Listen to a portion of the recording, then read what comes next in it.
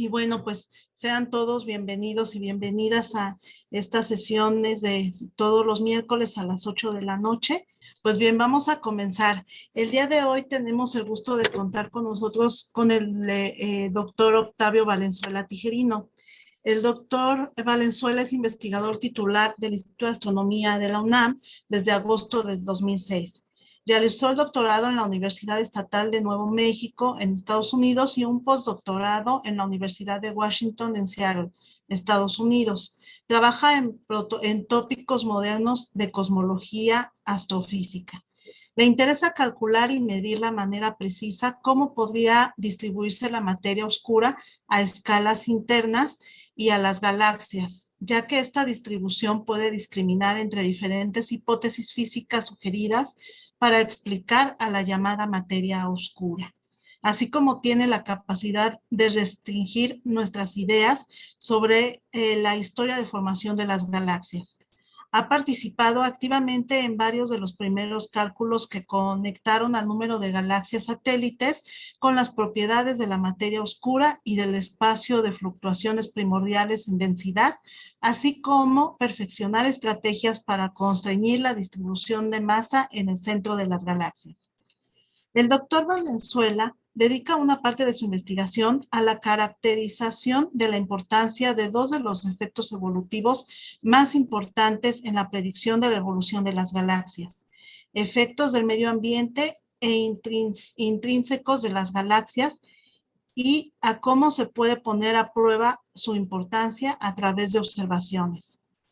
Otra parte de su labor se enfoca en la arqueología o construcción de nuestra galaxia, con el estudio del movimiento y distribución de las estrellas dentro del disco, bulbo y el halo, que nos proporcionan un valioso laboratorio para poner a prueba nuestro entendimiento de cómo se forman las galaxias. El doctor Valenzuela tiene un gran interés por utilizar las observaciones de la misión astrométrica Gaia, así como de los grandes sondeos complementarios con telescopios en tierra para restringir las posibles historias de formación de nuestra galaxia, de galaxias cercanas, así como abundancia de galaxias satélites. Asimismo, le interesan los procesos dinámicos internos, barras, brazos, abrevios, asimetrías, estimuladas por el medio ambiente que modelan las propiedades de las galaxias, que moldean, perdón, las propiedades de las galaxias y restringen su historia de formación. La necesidad de realizar cálculos suficientemente precisos para interpretar las cada vez más detalladas observaciones, tanto de nuestra galaxia como extragalácticas, o el análisis de grandes conjuntos de datos observacionales, le han llevado a proponer estrategias para aplicar cómputo de alta eficiencia y cómputo de alto rendimiento en la investigación astronómica. Doctor, el día de hoy nos complace mucho que haya aceptado esta invitación y le cedemos los micrófonos y la pantalla. Doctor, adelante, muchísimas gracias. Muchas gracias, el gusto es realmente mío de estar aquí con ustedes. Bueno, muy bien, creo que ya se ve la presentación, ¿verdad? Entonces vamos. Sí, se ve muy bien. Muchas gracias. El modo de presentación. Muy bien, entonces hoy les voy a platicar acerca de materia oscura, que ya he sabido que han tenido varias presentaciones sobre el tema, entonces en el universo, pero el día de hoy me voy a enfocar a cómo esta puede conectarse con la estructura de nuestra galaxia, la Vía Láctea, y si podemos usar a nuestra galaxia para aprender un poquito de qué puede ser esta materia oscura, ¿no? Entonces, voy a dar una pequeña, digamos que, acercamiento a cuál es la estructura de nuestro universo cercano, a por qué pensamos que puede existir esto de la materia oscura, y al final voy a comentar con ustedes acerca de cómo se conecta con las propiedades de la galaxia en que vivimos, la Vía Láctea. Muy bien. Siempre me gusta iniciar con esto, ¿no? Algo muy empírico, que es una parte central del método científico, el observar. Este es el edificio de Universum en CU, Ciudad Universitaria, en la Ciudad de México. Si pudiéramos, a ver, ¿hay algún problema aquí con la presentación? Voy a...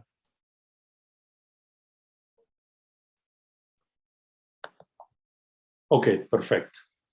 Si pudiéramos tener una toma aérea, esto es lo que veríamos en el techo. Ahora, con toda la información que hay tomada por satélites, pues movernos en la ciudad es muy, muy fácil. Sin embargo, pues también podemos usarlo para movernos a gran escala. Entonces eso nos permite hacer, por ejemplo, esta toma aérea.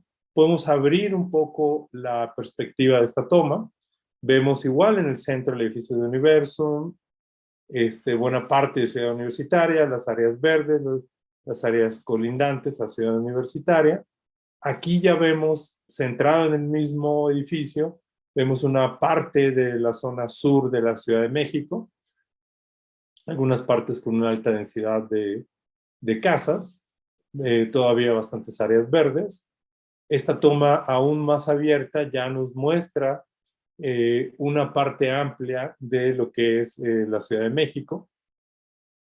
Podemos seguir este proceso, empezamos a ver ya Toluca, empezamos a ver a Puebla, Morelos, Cuernavaca.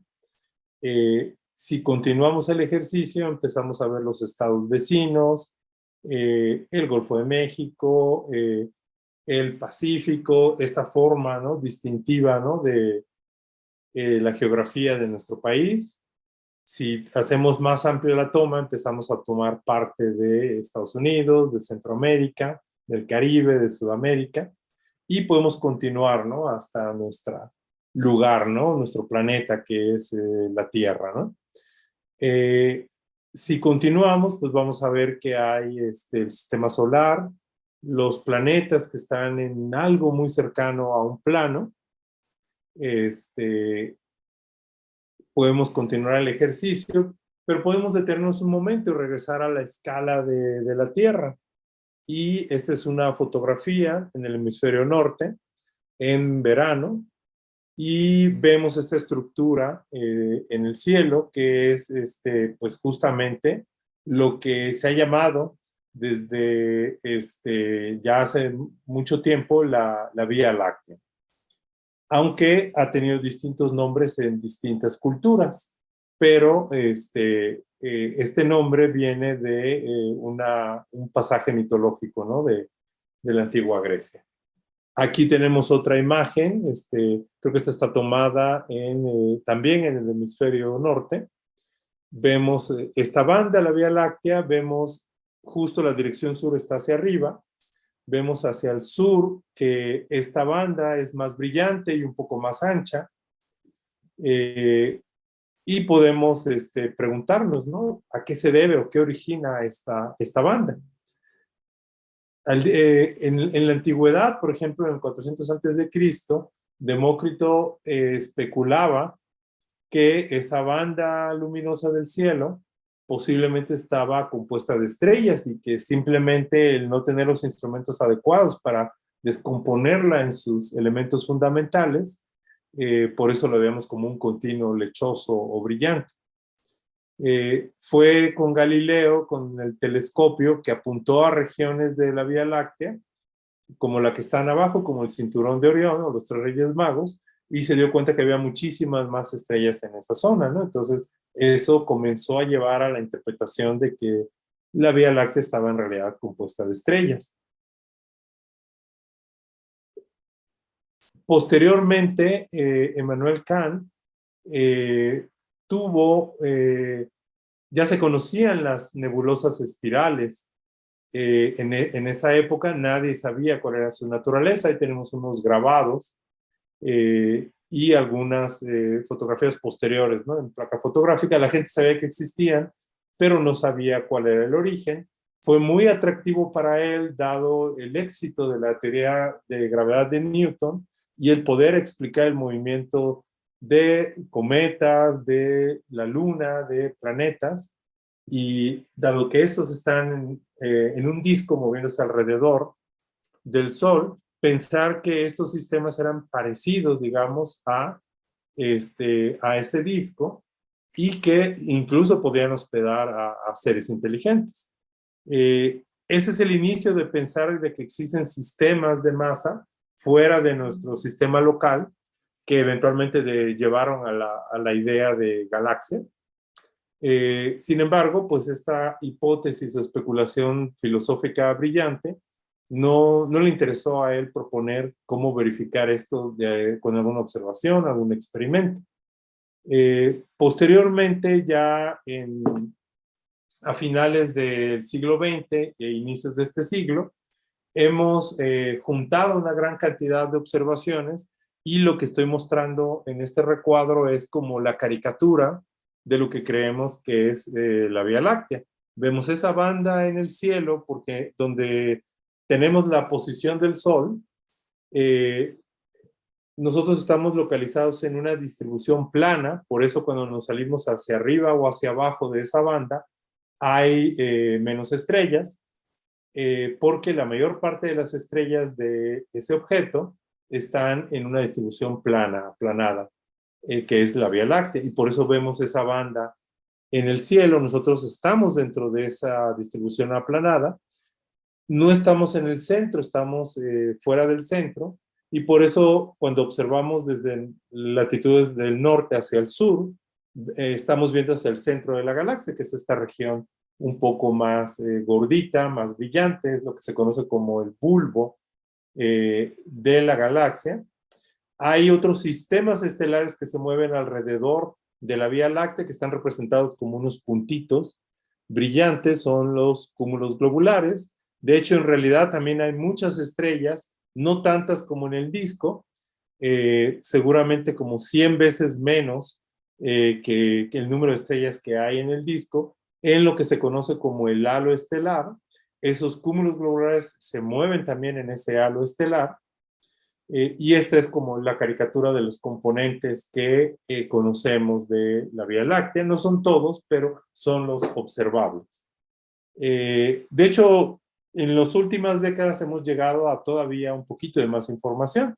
Por ejemplo, me gusta siempre mostrar, y esto creo que ya se los he mostrado en otras ocasiones, cuando uno ve la imagen, por ejemplo, donde ve uno esta banda en el cielo y que se ven estructuras oscuras de la Vía Láctea, por ejemplo, estas de aquí, que no es más que polvo, donde hay regiones de estrellas muy jóvenes o de formación estelar en el disco de nuestra galaxia. Imagínense que nosotros pudiéramos penetrar esas regiones y medir la distancia para objetos en esa distribución plana. Si yo hiciera una cartografía de las estrellas o regiones de formación estelar en esa distribución aplanada y midiera su distancia, yo podría tratar de rotarla y de proyectarla y ver qué estructura tiene. Esto se ha hecho utilizando luz infrarroja como esta imagen que tengo aquí, y esto ha llevado, junto con otro conjunto de evidencia cinemática y de distribución de gas, a la idea de que nuestra galaxia en realidad tiene brazos espirales. Todavía hay incertidumbres. Debido a esta absorción y es poca la luz que nos llega a nosotros, principalmente se utiliza emisión infrarroja, y determinar las distancias es un poquito complicado. Entonces esos errores en distancia hacen que la gente no se ponga de acuerdo si hay 2 brazos o 4 brazos principalmente en la Vía Láctea. Pero lo que sí hay evidencia muy contundente es que esa parte gordita y brillante en el centro no es esférica, sino es alargada, y es lo que se conoce como la barra de la Vía Láctea. Entonces, cuando les presentan imágenes de este estilo de la Vía Láctea, no es completamente imaginación de un artista, está basada en este ejercicio, ¿no?, que les describo de una manera muy, muy simplificada, ¿no? Y la discusión que hay se debe a las incertidumbres que existen todavía, incluso con las observaciones modernas, pero cada vez vamos juntando el rompecabezas completo y vamos rompiendo de generaciones para tener una descripción unificada, como la caricatura que les mostré al principio, ¿no? Esto que está aquí es el resultado, es una representación artística, la parte que está abajo, del resultado de hacer esta de proyección. Está la barra, están los brazos espirales principales. Arriba es una imagen en infrarrojo.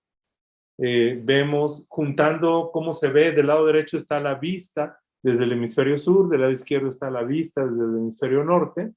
Desde el hemisferio sur vemos que hay dos objetos, las nubes de Magallanes, que están fuera del disco de la Vía Láctea, en el halo estelar, y hace algunos años en rayos X, y creo que también emiten en otras longitudes de onda, se han detectado estas burbujas que salen de la parte central de nuestra galaxia, que posiblemente sean el último suspiro del agujero negro supermasivo que se encuentra en la parte central de nuestra galaxia, ¿no?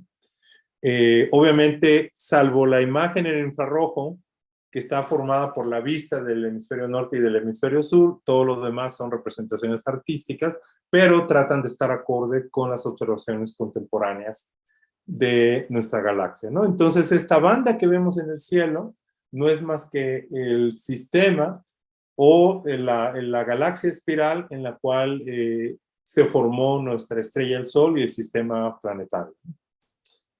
Ahora, ¿dónde se ubica esta Vía Láctea? No está aislada. Nuestra Vía Láctea, que está representada aquí del lado superior izquierdo, está rodeada de otras galaxias pequeñas. Todavía está indeterminado cuántas de estas galaxias pequeñas tenemos. Obviamente las más obvias que fueron descubiertas desde 1519 a simple vista son las nubes de Magallanes, pero se han ido descubriendo más galaxias cada vez más. Todavía el censo no está finalizado. ¿Por qué? Porque tenemos el halo estelar y estas pequeñas galaxias viven dentro de ese halo estelar. Y a veces es muy difícil distinguir entre las estrellas de nuestra propia galaxia o del halo estelar de la Vía Láctea y las estrellas que pertenecen a estos objetos muy pequeñitos. Ahorita les voy a mostrar unas imágenes para que vean por qué eso es difícil. Uno podría decir, pues que las cuenten y ya, ¿no? Pero ¿por qué no se han podido determinar ese número? De abajo a la derecha tenemos la galaxia de Andrómeda, que es otra galaxia espiral, y que tiene también un sistema de galaxias satélites. Hay algunas galaxias que no es evidente que pertenezcan a ninguna de estas dos, y hay otra galaxia espiral que se conoce como la galaxia del Triángulo o M33, y que no es claro que tenga galaxias satélites. Todavía estamos descifrando cuál es la historia de este sistema de galaxias que se conoce como el grupo local, pero se ha avanzado en los últimos años de manera importante, ¿no? Aquí tenemos ya no un diagrama, sino una imagen de la galaxia del Triángulo, o de Messier 33, y de la galaxia de Andrómeda, M31, y de sus dos satélites más brillantes, que son galaxias enanas elípticas, NGC 205 y M32, pero tiene, como vimos en el diagrama anterior, todo un sistema de galaxias satélites. Igual todavía no estamos seguros cuántas de estas tiene. Las más evidentes, por supuesto que las conocemos. En realidad las galaxias más abundantes en el universo son las más pequeñas, las llamadas galaxias enanas, que pueden ser irregulares o pueden ser esferoidales. Estas que muestro aquí, donde hay regiones de formación estelar, se ven algunas regiones ionizadas por estrellas jóvenes, son irregulares, pero también estas, como esta que dice Leo A y algunas de las otras, son galaxias que se pensaban, se creían que eran muy similares a los cúmulos globulares. Tienen en masa estelar, tienen masas comparables, a veces incluso menos. Algunas de las más pequeñitas, por ejemplo, una es increíble porque tiene una masa en estrellas más pequeña que Betelgeuse, por ejemplo, la estrella gigante en la constelación de Orión, ¿no? Pero cómo se mueven las estrellas en estas galaxias, esa velocidad es mucho más grande que en los cúmulos globulares. Entonces hay como un exceso de gravedad ahí.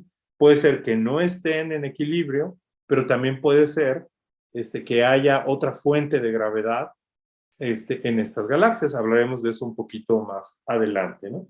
Entonces, esta es la historia de cómo se habían descubierto estas galaxias más pequeñitas, esferoidales, alrededor, que son satélites de nuestra galaxia. Como ven, en 1519 las nubes de Magallanes ha ido avanzando y se han descubierto decenas. Al día de hoy hay algo así como 40 galaxias alrededor de nuestra Vía Láctea, o por lo menos una fracción de ellos son candidatos muy probables, pero se sospecha que hay otras galaxias que no se han descubierto. Simplemente vean esta que tiene el nombre de Cetus, que está en la parte superior izquierda a la derecha de la tabla. Esencialmente se ve un fondo estrellado o Draco abajo a la derecha. Uno podría decir, pues es simplemente el halo estelar de la Vía Láctea. Entonces uno tiene que hacer arqueología, ver cómo se mueven estas estrellas, si se mueven distinto a las estrellas que están ligadas a la Vía Láctea, también las propiedades de edad o de abundancias químicas, y con este proceso de filtrado es como se puede llegar a verificar que realmente esta es otra galaxia y no es parte del halo estelar de la Vía Láctea, como ven. Y estas son algunas de las más evidentes. Hay algunas muy pequeñas, como les mencionaba. Entonces, por eso la gente no está completamente segura de que ya tenemos el censo completo de estas galaxias, ¿no? Entonces, podemos irnos un momento afuera de la Vía Láctea. Esta imagen posiblemente ya la han visto ustedes otras veces. Es la famosa secuencia morfológica que planteó y definió Edwin Hubble en la primera mitad del siglo XX, todo un verdadero zoológico de galaxias, y él trazó esta secuencia morfológica donde tenemos galaxias prácticamente esféricas, que serían como E1, y galaxias cada vez más elongadas, E2, E3, E4, E5 y E6. Y luego tenemos del lado derecho galaxias lenticulares, S0, que tienen un disco, pero no tienen casi estructura espiral y tienen un esferoide muy importante. Son como una transición, se pensaba, entre las elípticas y las galaxias espirales. Arriba tenemos las galaxias espirales, con brazos de distinto nivel de importancia. Y abajo están las galaxias barradas. Seguramente ustedes ya han visto imágenes de estas galaxias. No sé si tengan alguna idea de por qué se forman, por ejemplo, o son tan comunes las barras y los brazos espirales en este tipo de galaxias de disco. No voy a entrar en extremo detalle, pero sorprendentemente esto va a tener cierto grado de importancia, primero histórico, en cuando se introdujo la hipótesis de materia oscura en las galaxias, y también pues puede ayudar a poner constricciones o restricciones cuál es la naturaleza física de este fenómeno llamado materia oscura. En este momento simplemente quiero desarrollar la intuición acerca de lo siguiente. Imagínense que una de estas galaxias es como un transporte que va en un lago, digamos, o en el mar. Por ejemplo, esta fotografía es una familia que se está moviendo en un lago y van todos apretados. Imagínense que de repente toda la familia empieza a saltar en esta lanchita. ¿Qué es lo que va a pasar? Pues eventualmente pueden voltear esta lancha y todos caen al agua, ¿no? Ahora, imagínense esta misma familia, pero está en un transatlántico enorme, en un crucero, y que igual ellos empiezan a saltar. Pues no van a producir ninguna vibración muy importante, ¿no? Imagínense por un momento que esta familia fuera, por ejemplo, el disco de estas galaxias.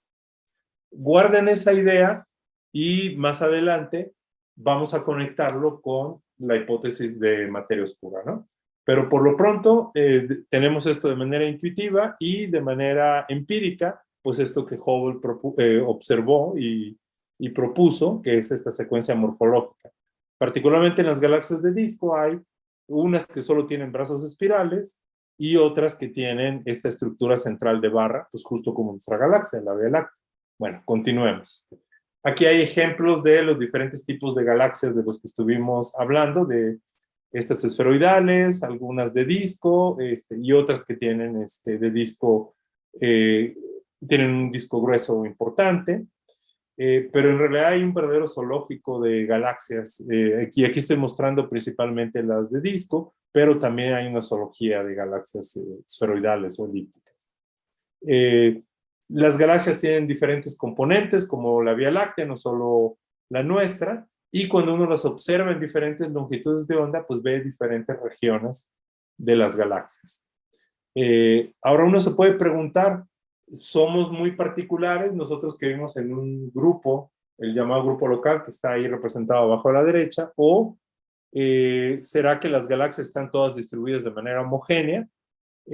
Pues la realidad es que la mayor parte de las galaxias viven en grupos. Hay grupos muy densos, como el que les presento del lado izquierdo, y grupos de baja densidad, como el grupo local. Pero la mayor parte de las galaxias viven en ese tipo de estructuras. Por supuesto que hay galaxias muy aisladas o en regiones de baja densidad. Si uno continúa el ejercicio que iniciamos primero, vemos que las galaxias están distribuidas en nuestro universo local, o en lo que se conoce como el supercúmulo local o de Virgo, en estructuras que van trazando estructuras planas, y menciono que son planas porque arriba y abajo hay bastantes poquitas menos galaxias, ¿no? Inclusive hay regiones de muy baja densidad, hay una especie de huecos cercanos, ¿no? Entonces, vemos que no están completamente distribuidas al azar. Incluso los grupos cercanos al grupo local, que se parecen como alrededor de M81, M101, van siguiendo esta especie de pared o estructura plana, que se conoce como el supercúmulo local o el supercúmulo de Virgo. Y si nos vamos a escala más grande, vemos que cada puntito en esta y la representación previa es una galaxia observada. Seguimos viendo varias regiones de baja densidad que fueron bautizadas ya como huecos o regiones subdensas, y algunos apuntan en regiones de constelaciones y por eso tienen esos nombres. Y hay regiones de alta densidad, cúmulos de galaxias o supercúmulos de galaxias. Existen paredes también. Entonces, en realidad, todas estas galaxias están en una especie de malla cósmica que traza la estructura a gran escala del universo. Cada puntito de color es una galaxia en un rango de distancias. Estas galaxias trazan esta red cósmica. Uno puede hacerse la pregunta de qué dependen las propiedades de esta red cósmica que observo en todas direcciones. La mancha negra es por la absorción de la Vía Láctea, pero por lo demás veo este patrón o esta especie de telaraña en todas direcciones. ¿De qué dependerá? Si los huecos son más grandes, más pequeños, si hay más huecos dentro de huecos, de algo debe de depender, ¿no?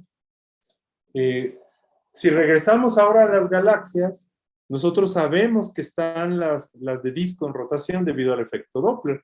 Si yo mido el espectro de la luz de un lado de la galaxia, como aparece en el diagrama de la izquierda, y del lado opuesto, voy a ver que un lado se corre al rojo, como aparece en el diagrama, y otro hacia el azul. Esto me dice que las galaxias de disco están en rotación y posiblemente están en equilibrio. Si uno se pregunta, ¿cómo puedo pesar una galaxia? Pues la idea más intuitiva es decir, de su luz yo puedo inferir cuántas estrellas o soles necesito para producir esa luz, lo mismo en la emisión del gas, y con eso ya podría yo estimar la masa de la galaxia. Pero también puedo usar el hecho de que estén rotando para proponer una especie de báscula cósmica. En el caso de cuando nos pesamos nosotros con una báscula de este tipo, hay un resorte o un sistema que está calibrado, y la reacción de ese sistema a nuestro peso está calibrado para darnos, se ponen en equilibrio cuando nos subimos nosotros a la báscula, y entonces esa reacción está calibrada para decir cuántos kilogramos tenemos. ¿Será que podemos hacer lo mismo con las galaxias? Pues si asumimos esa hipótesis de equilibrio y esta rotación para las galaxias, podemos plantear una ecuación que nos conecte la velocidad de rotación con la masa dentro de un radio para las galaxias.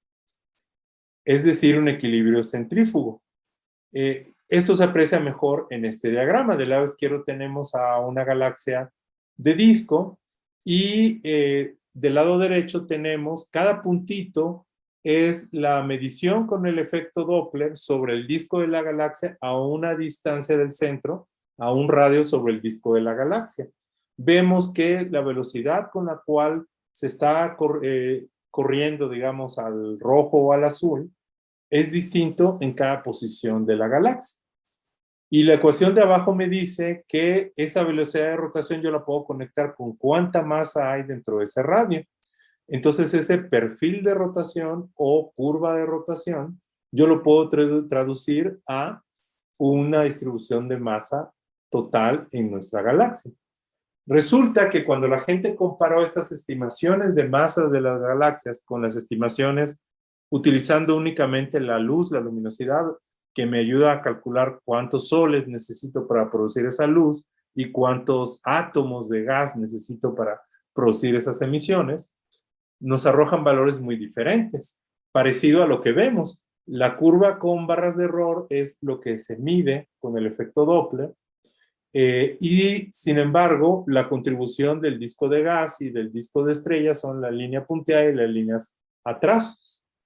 Entonces eso llevó a la gente a proponer la hipótesis de que yo necesito más fuentes de gravedad, por ejemplo, más masa que a lo mejor no emite luz y que pueda estar distribuido de una manera, digamos, como un halo esférico alrededor de la galaxia. Entonces fue uno de los orígenes de la hipótesis de materia oscura. También, por supuesto, puede ocurrir que la gravedad se comporte diferente a escalas de las galaxias. Es una idea también que mencionaré en algunos puntos, ¿no? Pero esta es la verdadera esencia de la hipótesis de materia oscura. Yo necesito más gravedad, en este caso, para explicar por qué están en equilibrio estas galaxias o sistemas mayores como cúmulos de galaxias, y por qué sus componentes se mueven a estas velocidades tan grandes cuando sus componentes visibles no podrían producir tanta gravedad. Ya haciendo un resumen histórico, posiblemente esta explicación histórica ya la han escuchado, pero una partecita quizás no, que es una parte novedosa que les quería mencionar. En el 37, Zwicky propuso que para que estuvieran en equilibrio las galaxias dentro del cúmulo de Coma y explicar que se movieran tan rápido, tendría que haber materia oculta, que él le llamaba, ¿no? Nadie le hizo caso, digamos, no tuvo mucho eco en la comunidad, y fue hasta los 70s, Vera Rubin y Ken Ford, que determinaron cómo rotaban la galaxia de Andrómeda y un conjunto de otras galaxias, y como tenían también estudios de la población estelar y de la masa que había en estrellas en estas galaxias, se dieron cuenta, pues lo que aparece en esta curva, que las estrellas y el gas no eran suficientes para explicar la rotación que medían ellos, como aparece en esta figura del artículo de los 70s de Vera Rubin, que aparece ahí también analizando las placas fotográficas. Existe otra componente que a veces se menciona poco acerca del origen de la hipótesis de materia oscura. En aquella época la gente comenzaba a estudiar la dinámica de los discos de las galaxias.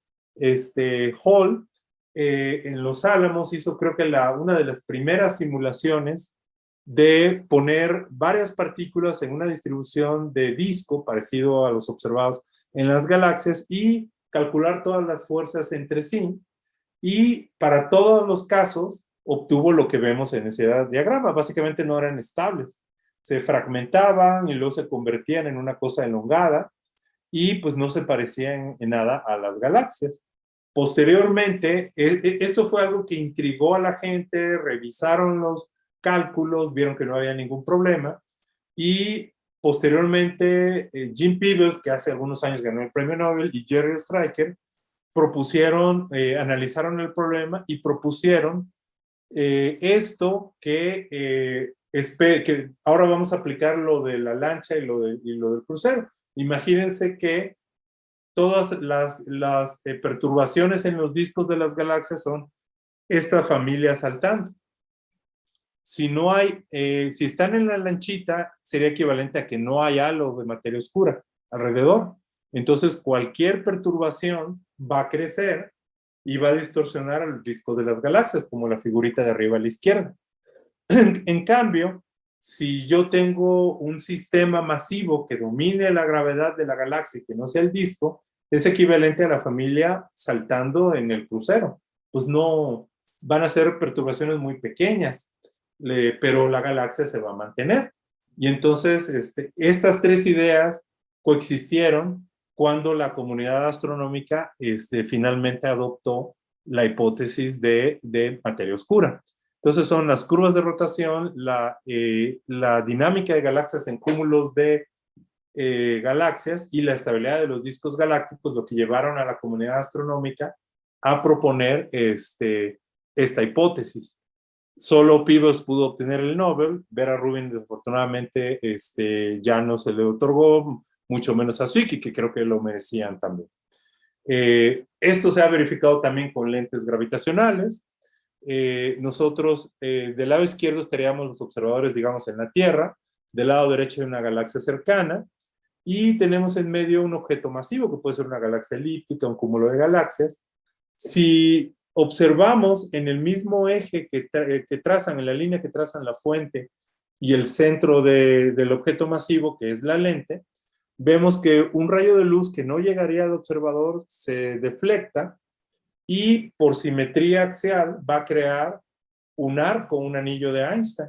Pues resulta que es posible calcular la masa en el lente que estaría dentro de esa zona del anillo de Einstein y es consistente con lo que se obtiene en las curvas de rotación. Entonces, con métodos totalmente distintos, pues también se requiere mayor gravedad.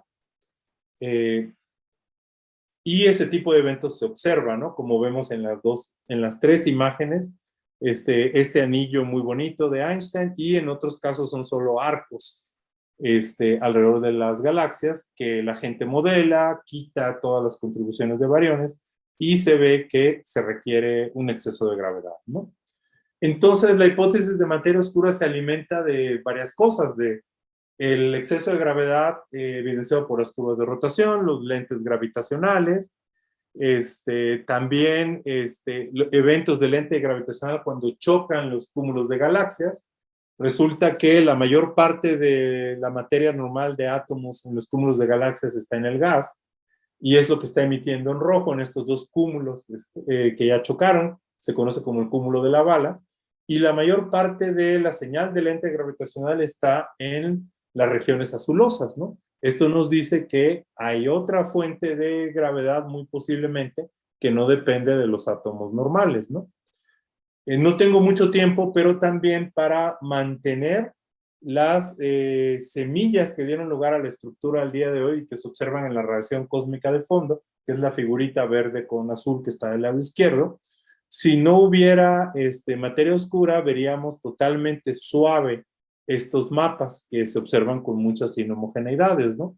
No quiere decir que no haya otra manera de explicarlo, pero en este momento la hipótesis más simple es que existe materia que no interactúa con el campo de radiación cuando se produjo esta radiación cósmica de fondo, ¿no? Entonces son como que los pilares astronómicos observacionales que han llevado a la comunidad a proponer la hipótesis de materia oscura. Sin embargo, todavía no estamos del todo seguros sobre cómo se distribuye a gran detalle y de qué está compuesto. Lo más obvio sería decir, a lo mejor están compuestos de átomos que no podemos detectar porque son muy tenues, no brillan demasiado. Entonces, ¿puede la materia oscura ser gas difícil de detectar? Pues todo indica que no. Lo que tenemos en este diagrama es, arriba está la densidad de materia bariónica, que es esencialmente de átomos, y en la columna del lado izquierdo, la Y significa la abundancia de helio.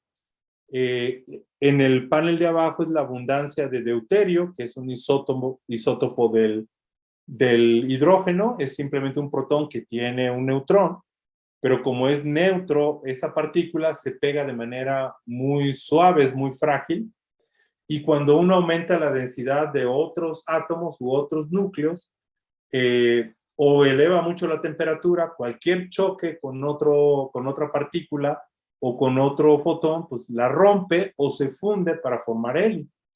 Entonces, si nosotros quisiéramos llenar todo el faltante, digamos, de materia que no se observa con deuterio que a lo mejor no brilla lo suficiente, tendríamos que irnos al lado extremo derecho de esta figura. Pero la banda amarilla son las restricciones observacionales para las abundancias de helio, de deuterio, luego es otro isótopo de helio 3, perdón, y de litio en la parte de abajo. Entonces, resulta que si quisiéramos explicar el faltante de gravedad metiendo muchos átomos que no podemos detectar, pues prácticamente, como ven, la curva azul va disminuyendo conforme nos vamos a la derecha, es decir, conforme aumenta la densidad de bariones y de átomos, y prácticamente no habría deuterio el día de hoy, y la abundancia de helio sería mucho más grande. Entonces, pero como esta se ha observado por diferentes métodos, y todas convergen a valores cercanos a lo que se observa aquí, entonces, pues, esta no puede ser la explicación. Entonces, muy probablemente necesitamos nueva física. ¿Cuál? No lo sabemos. Algo ha pasado en la comunidad científica bien interesante. Dos comunidades de manera independiente han estado observando cada vez con más detalle. Vemos aquí al astrónomo que está observando primero el sistema solar, la Vía Láctea, y luego el universo, cada vez más lejano. Y la gente que comenzó estudiando los átomos, los núcleos, los quarks, y cada vez estudia cosas más exóticas, ¿no? Y resulta que en un momento dado, estos dos mundos colisionaron y empezaron a estudiar los mismos sistemas. Esta caricatura, además de que me parece muy divertida, ilustra mucho esto. Yo recuerdo cuando yo estudiaba, hablar de cosmología no coincidía la edad de los cúmulos de galaxias con la edad del universo, era mayor la de los cúmulos, y otra serie que en realidad eran pistas a las propiedades del universo, pero en ese momento se pensaban que eran errores, y la gente decía, estudiar cosmología es algo como un chiste porque no se puede medir nada.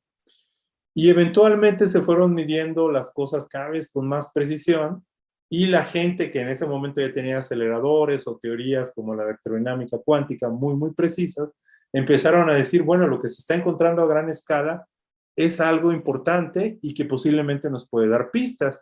Y empezaron ellos a asistir a los congresos de astronomía, y nosotros ahora empezamos a ir a los congresos también de física fundamental.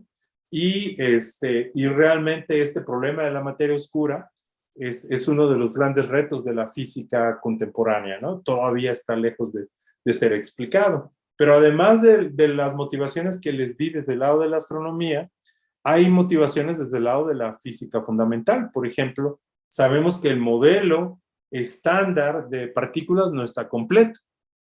Y eso lo sabemos porque los neutrinos en ese modelo no tendrían masa. Sin embargo, sabemos que tienen masa. Y eso fue el premio Nobel del 2015. Sabemos que incluso como resultado de esta masa se transmutan hay neutrinos asociados a los electrones, a los muones y a los taones, y los han medido en laboratorio oscilar. Eso es algo, digamos, real. Entonces, y eso no está incluido en el modelo estándar. Entonces, esto nos dice que un hecho experimental súper bien medido nos dice que hay que extender nuestro modelo de partículas. Una posibilidad es que hay un nuevo tipo de neutrino, que podría ser, por ejemplo, la materia oscura. En realidad, estos esquemas de partículas son como algo extendido de lo que era la tabla periódica. A lo mejor se escandalizaría uno de mis colegas de física de partículas, pero la gente ha encontrado patrones de cómo se acomodan las partículas que sienten las interacciones o que propagan esas interacciones, que tienen spin semientero o entero, y entonces ha hecho diagramas que constituyen estos modelos estándares de física de partículas, y han propuesto extensiones, por ejemplo, supersimetrías, en las cuales partículas que sienten las interacciones también las pueden propagar, tienen un primo que las puede propagar, el fotón tiene al fotino y así otras partículas. Es algo que son propuestas y que se está estudiando. Todavía no se ha detectado, digamos, nueva física en estos aceleradores, pero muchas de las extensiones incluyen nuevas partículas que tienen las propiedades adecuadas para ser relevantes para estos problemas astronómicos que les mencioné anteriormente. Esto ha dado lugar a lo que se conoce como el sector o el universo oscuro, en el cual tenemos, por ejemplo, los cúmulos de galaxias, como les había mencionado, sugieren que podemos tener, necesitamos de hecho tener nuevos tipos de partículas, nuevos tipos de campos.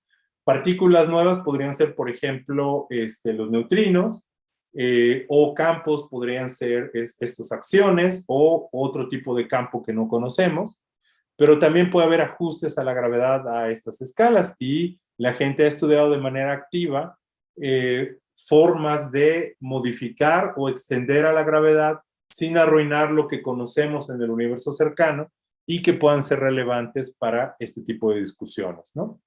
En el caso de que sean partículas, la gente ha intentado detectar a la materia oscura, ya sea en laboratorio o crearla y detectarla en los grandes aceleradores de partículas como en el CERN y también en el cielo, ¿no? Que es un poco lo que atañe a la plática que les quiero dar hoy.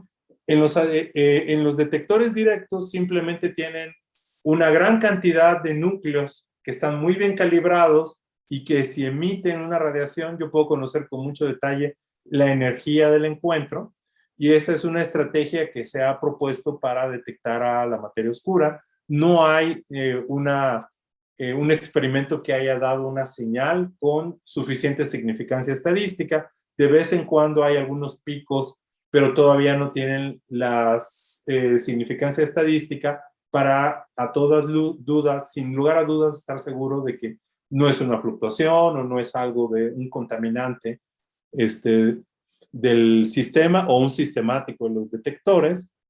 Sin embargo, hay que considerar que la historia previa, por ejemplo, cuando se propusieron los neutrinos y después se descubrieron, o la antimateria y después se descubrió, o las ondas gravitacionales y después se descubrió, realmente son cosas que son señales muy débiles y que nos llevan al límite muchas veces de la tecnología, ¿no? Entonces es difícil evaluar, digamos, si hemos abarcado todas las opciones de este tipo de búsquedas. Otra manera de buscarlo es con emisiones anómalas, por ejemplo, algunos candidatos de materia oscura, como algunas partículas estables más ligeras supersimétricas, son su propia antipartícula y pueden aniquilarse o pueden decaer, y durante el proceso de decaimiento da lugar a fotones como rayos gamma, como el que aparece al lado derecho, o producir positrones o neutrinos que se verían en rayos cósmicos o en experimentos de detección de neutrinos, como los que muestro aquí, ¿no? Entonces, este tipo de emisiones anómalas se buscan en rayos cósmicos, si hay excesos detectados, en rayos gamma también los hay, y en experimentos de neutrinos.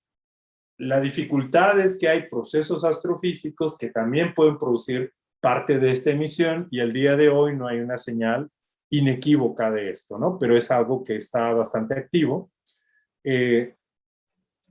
Dependiendo de qué propiedades puede tener la partícula de materia oscura, también su capacidad de aglomerarse es distinta. Solo piensen, si fueran cargadas, yo tendría mucha dificultad para acercarlas. Si fueran neutras es más fácil. O si se mueven muy rápido, cercano a la velocidad de la luz, pues si yo tengo una nube de estas partículas, me va a costar mucho trabajo comprimirlo. Entonces, esto se ve reflejado en la estructura a gran escala o la estructura de los halos que rodean a las galaxias, que se van a formar para diferentes tipos de materia oscura. Por ejemplo, si es una de estas partículas supersimétricas, más ligeras y estables, en realidad están en los gigaelectronvolts. Simplemente tomen en cuenta que un protón es algo así como un gigaelectronvolt, o un electrón es algo así como un megaelectronvolt.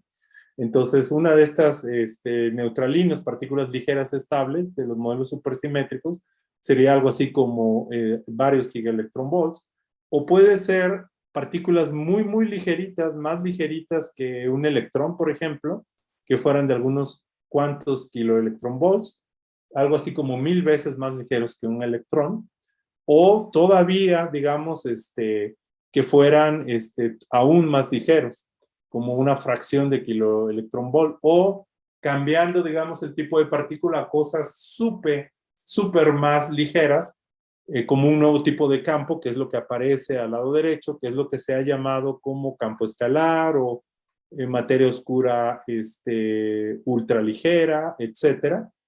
Pero como ven, la capacidad de aglomerarse y las estructuras que forman son distintas.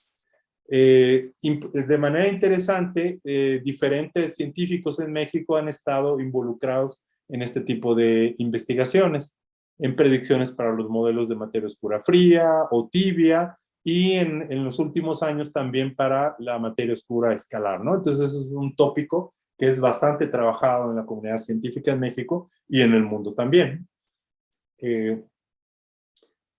Cuando les hablaba acerca de que las propiedades de estas partículas participan en la definición de la estructura, me pareció que una animación de cómo se va dando este proceso podría ser también bastante ilustrativo. Esta es una de las simulaciones más recientes que se han hecho para un volumen bastante grande, ¿no? del universo local.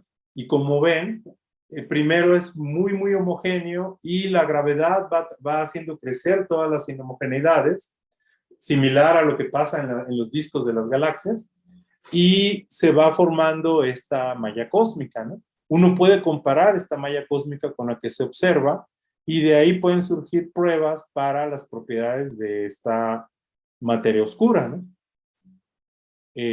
Aquí hay, por ejemplo, dos simulaciones que hemos realizado en la UNAM.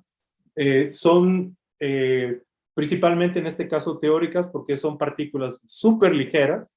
Una tiene una fracción de 0.25 kiloelectronvolts, esta tiene del lado izquierdo 3 kiloelectronvolts. Como ven, la que es más caliente, que se mueve más rápido, que es la de abajo a la derecha, forma muy poquita estructura, y la otra, que es un poquito más tibia, pues forma bastante más estructura, ¿no? Entonces, de esta manera, las propiedades de las partículas afectan la estructura que se forma a gran escala, y vamos a ver que también en el interior de las galaxias. Entonces, una manera de poder acotar esto es observar propiedades medibles de las galaxias.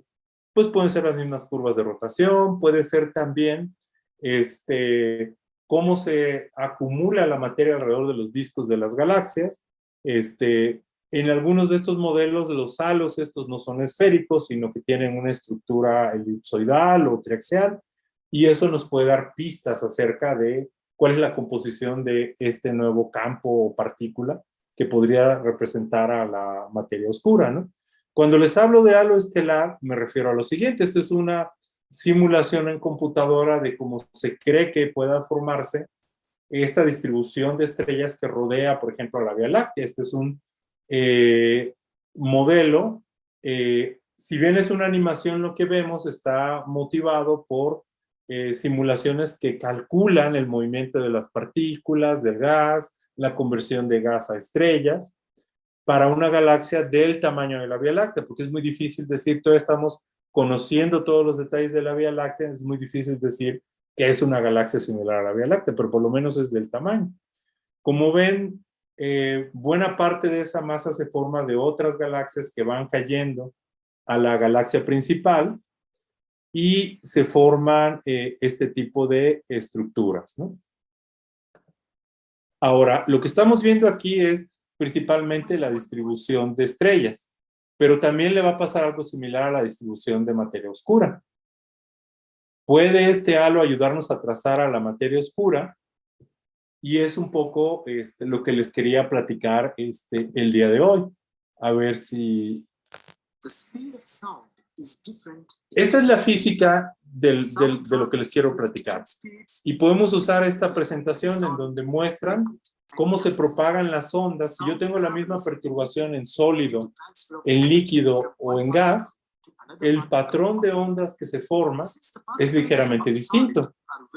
Y si yo puedo observar ese patrón de ondas, yo puedo saber si es más compresible, menos compresible, o totalmente incompresible, cualquier cosa que represente a la materia oscura, ¿no? Y de una manera un poquito más poética lo podemos ver acá. Aquí lo que vemos es un xilófono y cada una de las botellas suena distinto porque la proporción de aire al líquido y el tamaño de la botella es distinto. Entonces, el patrón de ondas que se forma de manera similar a la simulación previa es distinto. Entonces, si yo tuviera una manera de saber cómo reacciona mi halo de materia oscura a una perturbación, yo podría acotar si se parece más como en la figura previa,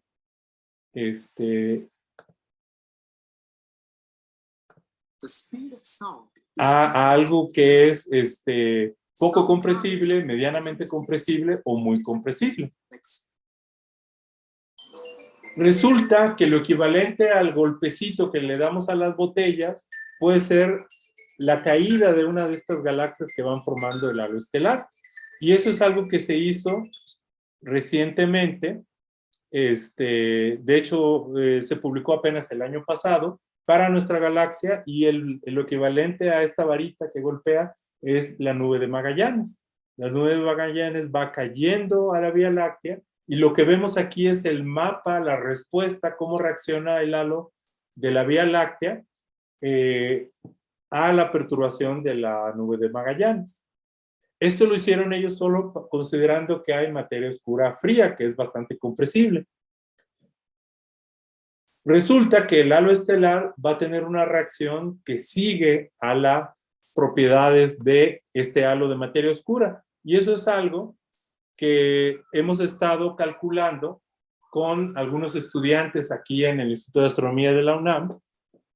Tenemos el caso en el cual es muy compresible, medianamente compresible y bastante compresible. Inicialmente, que es la parte de arriba, vemos que todos se ven más o menos iguales, pero conforme van evolucionando los sistemas, la respuesta del sistema es ligeramente distinta. Y esto se proyecta también en sobredensidades en el halo estelar. Entonces, creemos que estudiar estas sobredensidades en el halo estelar, que es difícil de hacer, digamos, al día de hoy, pero con los censos de estrellas y del cielo que vienen en las siguientes décadas, va a ser posible determinar cuáles son los tonos del halo oscuro de la Vía Láctea y quizás de otras galaxias también, y poder poner cotas de qué está compuesta esta materia oscura, ¿no? Como les mencionaba, también puede ser que la gravedad tenga un comportamiento distinto. Es una idea muy interesante, sin embargo, tiene varios retos para no arreglar algunas cosas y crear otras inconsistencias, pero es una idea interesante que debe de seguir siendo explorada, ¿no? Y con esto termino la presentación. La hipótesis de materia oscura es uno de los retos más apremiantes de la física y la astrofísica actualmente. Su evidencia es indudable. Hay un exceso de gravedad. Lo que no sabemos es cómo explicarlo todavía. Su naturaleza es un reto. No parece ser que sean átomos que no estamos detectando, sino parece ser que implica nueva física. Extender el modelo de partículas y campos, o de gravedad, o ambos, todavía no lo sabemos. Requiere observaciones exquisitas del cielo, porque estas figuras que les presumí en esta transparencia, en realidad el contraste de densidad está muy exagerado, muy aumentado. Es difícil detectarlas en las observaciones. Con mucho trabajo se ha detectado esta respuesta o digamos, descentrado del halo estelar de la Vía Láctea. Necesitamos observar muchísimas más estrellas, sus movimientos, para poder tener mayor precisión y distinguir entre diferentes modelos de materia oscura. Entonces requiere observaciones exquisitas del cielo y cálculos muy detallados. No les di detalle, pero este tipo de simulaciones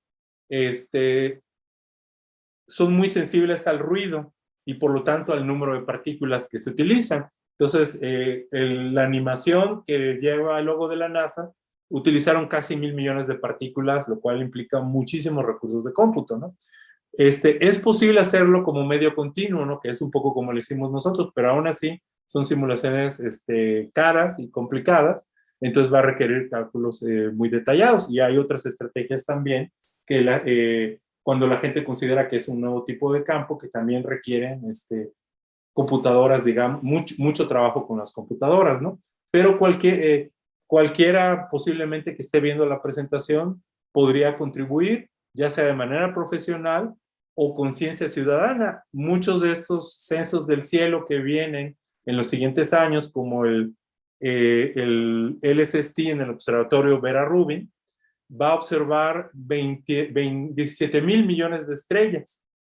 Y entonces la señal a ruido para algunas de estas sobredensidades o plumas que se crean en el halo estelar, pues promete que puede ser bastante alta y que pueden utilizarlo para este tipo de estudios, complementados con otros más, ¿no? Entonces estas sobredensidades muy tenues, que están exageradas en los diagramas que yo les mostré, tienen la capacidad de acotar qué tan compresible es el material del halo de materia oscura de la Vía Láctea y posiblemente nos van a dar pistas de qué está hecha la materia oscura observando estrellas en nuestra galaxia. Y termino ahí. Muchísimas gracias por su atención.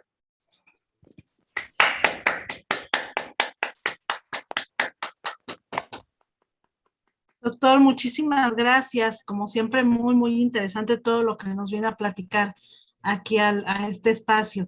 Y bueno, vamos a dar vamos a dar lugar a las preguntas. Física, Laura Parra, no sé si gustes hacer algún comentario. Bueno, nada más felicitar a Octavio por su conferencia y si quiere extender un poco cómo puede contribuir un ciudadano, nos ayudaría. Sí, hay muchas formas, digamos, ¿no? Por ejemplo, de manera similar, a veces hay campos de imágenes donde uno ve estructuras y no sabe si esa estructura puede ser una de estas sobredensidades en otra galaxia, el efecto de que le cayó otra galaxia y se desprendió material y creó también sobredensidades, o puede ser un efecto del lente gravitacional, por ejemplo, ¿no? Entonces, ahorita se está haciendo de manera interna en el SST, se le está pidiendo a la gente de manera similar a cuando la gente clasifica galaxias y vota por si es espiral, es de este tipo o de el otro. Hay un esfuerzo, primero se está haciendo internamente para que la gente a simple vista pueda decir es un lente gravitacional o no es un lente gravitacional, es una cola de marea, es una sobredensidad. Después va a haber una plataforma para que todos ustedes puedan ayudar por ejemplo, a clasificar. Primero aprendan, se les dé un poco de información de si es lente gravitacional, igual y lo veo idéntico en todas las frecuencias. Si es algo más estelar, se ve distinto en diferentes frecuencias y otro tipo de informaciones. Entonces va a haber plataformas para que ustedes puedan participar. Va a ser como una continuación de algo que se llama ahorita el zoológico de galaxias o el Galaxy Zoo. De hecho, ahora se va a llamar el Zooniverse, ¿no? Porque va a incluir lentes gravitacionales, eventos variables. Si de repente algo varió o explotó, a lo mejor ya ha pasado que aficionados o gente no profesional descubre ese tipo de cosas. Entonces, la intención al menos del SST, que es donde yo estoy participando con muchos otros colegas del país, es crear la plataforma para facilitarles a ustedes el poder participar, ¿no? Creo que en alguna ocasión les envié alguna información. En cuanto yo tenga, creo que el siguiente año ya van a liberar, si no es una app, algunos de estos sitios para que la gente vaya aprendiendo algo de esto. Y en cuanto yo tenga la información, se los comunico para cualquiera de ustedes que quisiera participar en eso. Solo imagínense, 17,000 millones de estrellas o 25,000 millones de galaxias, pues va, y luego son varias pasadas a lo largo de 10 años y en varios filtros, entonces va a haber muchísimo trabajo que hacer. Pues muchas gracias, doctora, y estaremos al pendiente porque nos viene una oportunidad a todos los astrónomos aficionados Con para muchísimo poder gusto y va a trabajar. ser muy importante su labor. En Facebook tenemos a Juan Antonio Montaño que le hace este comentario. Dice, hola, gracias por la presentación. Está muy interesante y me surgen muchísimas dudas que voy a resumir en una sola. ¿Cómo es posible que de un Big Bang nazca un universo tan plano y tan heterogéneo? ¿No debería de haber sido esférico y homogéneo como un plasma? Bueno, no tenemos la respuesta absoluta final, pero digamos, el escenario propuesto que inclusive está siendo retado en este momento, aunque es que el universo pudo haber tenido una curvatura al inicio y por el gran nivel de expansión durante una fase inicial que se conoce como inflación, su curvatura, digamos, local, algo como lo que ocurre en la Tierra. Localmente uno puede ver una planicie, pero nuestra Tierra es un geoide, un esferoide, ¿no? Y es el gran radio de curvatura lo que hace que localmente lo veamos plano. Entonces, un poco el mismo principio se aplica a este modelo de inflación cósmica. Hubo una época en la cual el grado de expansión y la velocidad de expansión fue muy grande, de manera tal que en la región en la cual a la luz le ha dado tiempo de viajar hacia nosotros, que define el horizonte, en esa zona la curvatura es esencialmente plana, ¿no? Pero hay otro tipo de propuestas. Por ejemplo, ha surgido una propuesta reciente en la cual a lo mejor pudiéramos estar en un universo oscilante. Roger Penrose y otra gente han estado trabajando en esto.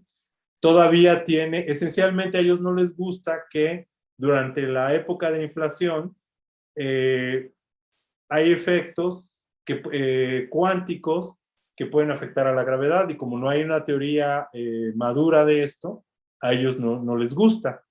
E incluso dicen que sería poco predictiva este escenario de inflación, aunque sí resuelve este problema de curvatura que menciona nuestro compañero, ¿no?, que hace la pregunta.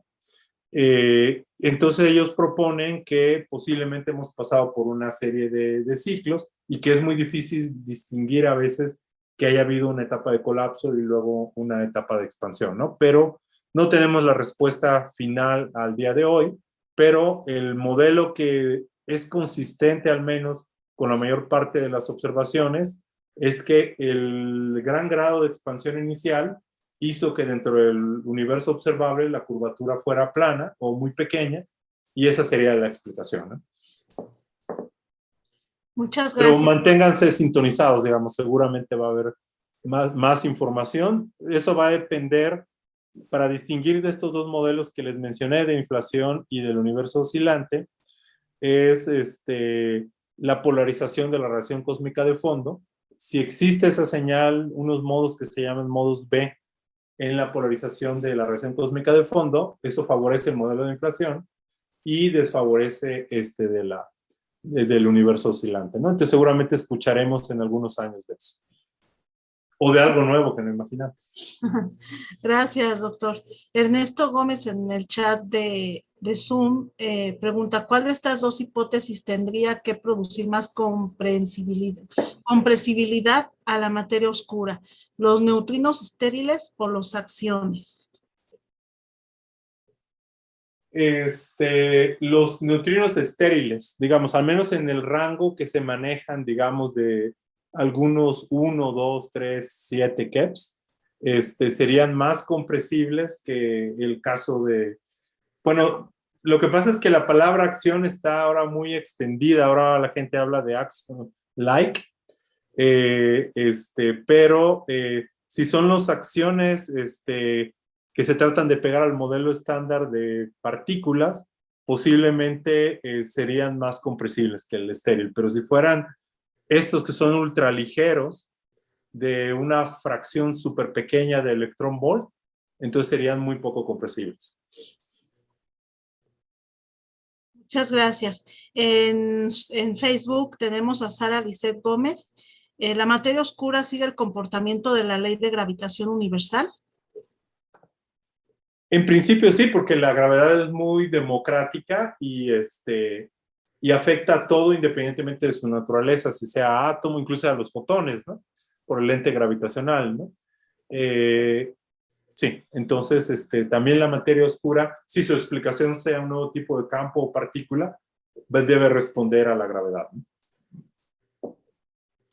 Muchas gracias, doctor. Y bueno, Arturo Ibarra, en el chat de Zoom, muchas gracias por la charla.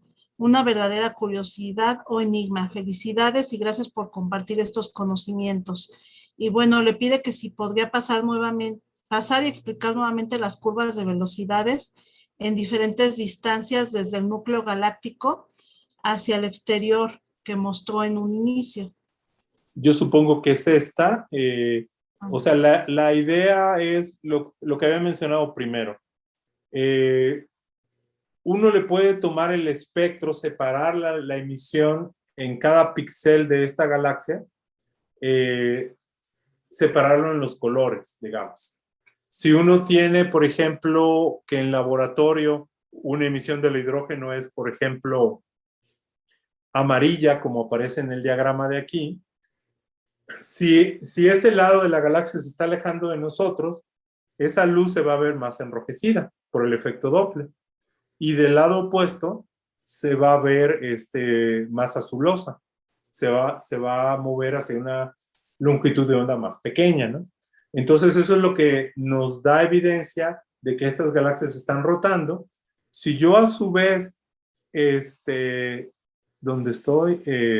Si yo al mismo tiempo escribo esta ecuación, que es la ecuación de equilibrio centrífugo, me permite conectar el resultado de esa medición del efecto Doppler, que me permite conectar el cambio en longitud de onda o frecuencia con la velocidad entre la fuente en la galaxia y yo como observador, me permite determinar esta velocidad. Y como yo observo a qué radio, en qué posición de la galaxia está, tengo la R, pues puedo despejar y tener cuánta masa hay dentro de ese radio, ¿no? Y eso es lo que se hizo en cada punto del eje de esta galaxia y dio lugar a estos puntitos donde está el cursor que tienen barra de error, que es lo que se conoce como curva de rotación o perfil de rotación. No sé si esa era la pregunta.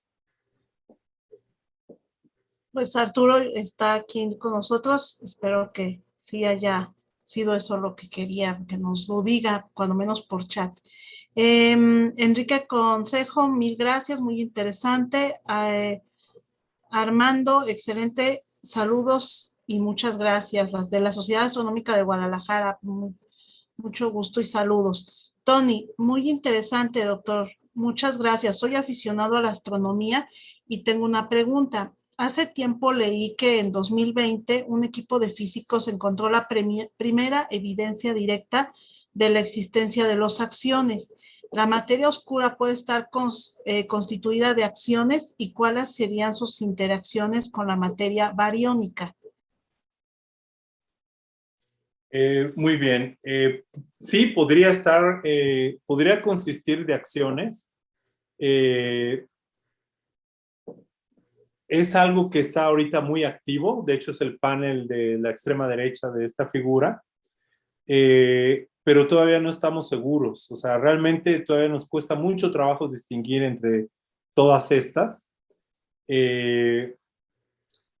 Ahora, no hay una evidencia 100% certera, digamos, ¿no? ¿Cómo los buscan detectar? Una manera de detectar estos es que sí hay un pequeño acoplamiento con los campos magnéticos. Y de esa manera un poco con materia bariónica. Cuando el campo magnético es muy intenso, entonces estos pueden emitir un fotón. A lo mejor algún colega de física de partículas está horrorizado ahorita, porque lo estoy simplificando demasiado, pero se pueden correlacionar, digamos, con emisión de radiación electromagnética, pero solo en esas condiciones. Entonces hay cámaras donde tienen campos magnéticos muy intensos y se asumen una densidad de estas acciones o action-like. Entonces, en principio, si hay algo de esta emisión, luego tienen cavidades parecidas a las de los láseres para amplificar la emisión. Y lo que hay en este momento son límites. También, esto puede pasar en sistemas astronómicos, por ejemplo, en estrellas compactas o en AGNs. Puede haber campos magnéticos muy fuertes, lo sabemos por la emisión sincrotrón. Eso requiere un campo magnético muy intenso, y entonces la gente busca emisión anómala que se salga del modelo que tenemos de laboratorio y de otros objetos astronómicos, y posiblemente hay gente que ha dicho, yo veo parte de emisión, fotones faltantes en este sistema, pero por lo general son límites, ¿no? Que son alentadores porque van en la dirección, pero no se pueden tomar como ya evidencia indisputable, ¿no? De que la materia oscura son acciones. Ojalá lo fuera, realmente todos estaríamos muy contentos, ¿no? O cualquier otra de las opciones, que tuviéramos una explicación y que lo pudiéramos estudiar con mucho detalle, pero todavía está bastante abierto. Y como les mencioné, al acoplarse en campos magnéticos muy intensos, pues se puede acoplar un poco débilmente con algunos bariones. Uno puede pensar en modelos más sofisticados, digamos, donde hay acoplamientos más débiles con el resto de la materia, ¿no? Pero si en el caso más simple, donde se acopla muy débilmente o nada con los bariones, todavía estamos trabajando las predicciones y la detectabilidad, el otro caso es todavía más especulativo, ¿no? Pero podría ser, ¿no? Digo, no está 100% descartado. Muchas gracias, doctor. Berta Ojeda. Doctor, de ser fría la mayor parte de la materia oscura, la estructura del universo se va generando por acumulación de estructuras menores en estructuras cada vez mayores de una manera jerárquica. Es correcto, así es. Justamente es el distintivo, ¿no? Si fuera caliente, como el caso que muestro ahí en la pantalla de neutrinos, no le hubiera dado tiempo de formar objetos pequeñitos como galaxias, por ejemplo. Entonces, lo que sí hay gente que maneja que pudiera haber una mezcla de caliente y fría, por ejemplo, para que dé tiempo de formar los objetos pequeños, ¿no? Eso sería antijerárquico, ¿no? Pero el frío es definitivamente jerárquico, como dijo nuestra amiga, ¿sí? Berta también, Berta Ojeda. Usted comentó sobre las burbujas de rayos gamma de la Vía Láctea. Era la exhalación del agujero negro. ¿Quiere decir que alguna vez estuvo activo? Pues hay trabajos que sugieren eso, que es, digamos, el último evento en el cual, digamos, una cantidad considerable de material cayó a este agujero negro y generó, digamos, energía, ¿no? La pregunta, lo que no sabría decir es con qué grado de actividad se hubiera requerido para ese agujero negro. Seguramente no era un cuásar, seguramente era bastante menos activo, ¿no? Pero no tengo en este caso la información de si era de los más débiles o algo intermedio. Muchas gracias, doctor. Y bueno, obviamente ahorita despertó mucho interés lo de la plataforma que nos comentó usted, y Víctor Delgado también dice, estaremos pendientes para ayudar a investigar desde nuestras trincheras, y Sara Lizeth Gómez, que cómo se podría encontrar esta plataforma. Está en desarrollo y prueba, como les dije, ahorita está manejando internamente en la colaboración. Sé que están trabajando en una app, en esa plataforma, y tienen interés de lo antes posible liberarla, pero es muy probable que sea o a finales de año o el siguiente año. En cuanto yo tenga información, seguramente les va a llegar por otro lado, pero en cuanto yo lo sepa, les paso a ustedes la información y a todo el que esté interesado, porque realmente se va a requerir mucha ayuda. Pues muchísimas gracias, doctor. Vamos a estar esperando la información para ponernos a trabajar nosotros también. Doctor, y pues bueno, física, Laura, no sé si tengas algún otro comentario. No, pasamos si quieres a dar la constancia para que también vaya a descansar. Sí, sí, porque ya es importante descansar también. Y Leti, y Rafa están con No, dos. no están, bueno, se quedó grabando nada más la conferencia porque ya es muy tarde para ellos, pero por aquí deben de andar en Facebook. Doctor, nada más si puede dejar de compartir su pantalla para que nosotros podamos compartir ahorita la de nosotros. Permítanme un segundo. Pues muchísimas gracias a todos por estar con nosotros en este programa de educación continua de la Universidad Nacional Autónoma de México, el cual es retransmitido gracias a la colaboración de las Sociedades Astronómicas de México, la NOI Divulgación, el Bachillerato Alfonso Reyes y el Instituto de Astronomía y Meteorología de la Universidad de Guadalajara, al grupo de alumnos de la secundaria 28 de agosto y el Diego de San Pedro Mixtepec, la Casa de Cultura José Antonio Alzate, la Asociación Astronómica de la Universidad Autónoma de Zacatecas y el Consejo Aeroespacial de Jalisco. A todos ellos les agradecemos su colaboración con la UNAM y permítanme entregarle el reconocimiento que dice así. La Sociedad Astronómica de México, colaborando con el Instituto de Astronomía de la Universidad Nacional Autónoma de México, otorga el presente reconocimiento a Octavio Valenzuela Tijerino por su excelente presentación a distancia, Materia Oscura en el Universo y la Estructura de la Vía Láctea. México, 16 de marzo de 2022, por la divulgación de la astronomía. Alcalce firma el profesor Rubén Horacio Becerril Marañón, presidente de la Sociedad Astronómica de México, AC. Y están los logos de todas las instituciones que acabo de nombrar. A la izquierda tenemos el logo de la Sociedad Astronómica fundada en 1902, la frase UNAM, la Universidad de la Nación. Celebramos el Año Internacional de las Ciencias Básicas para el Desarrollo Sostenible, propuesto por la ONU, y el 120 aniversario de la Sociedad Astronómica de México.